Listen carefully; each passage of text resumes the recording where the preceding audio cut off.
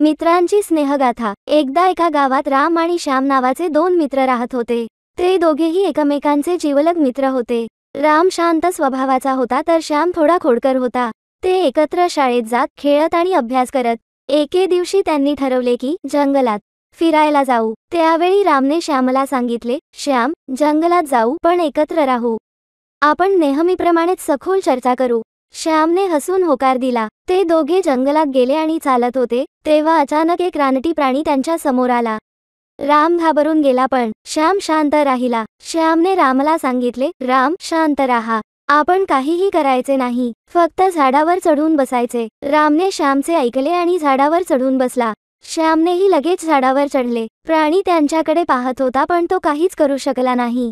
नंतर तो प्राणी तिथून निघून गेला। रामने श्यामला विचारले, श्याम, तू खूप शांत होतास, तुला घाबरायला का नाही झाले? श्यामने उत्तर दिले, राम, आपण एकमेकांवर विश्वास ठेवला आणि शांतपणे काम केले म्हणूनच आपण सुरक्षित राहिलो। ही गोष्ट ऐकून रामला समजले की सच्चा मित्र हा संकटाच्या वेळीही आपल्याला मदत करतो आणि आपण एकमेकांवर विश्वास ठेवावा लागतो।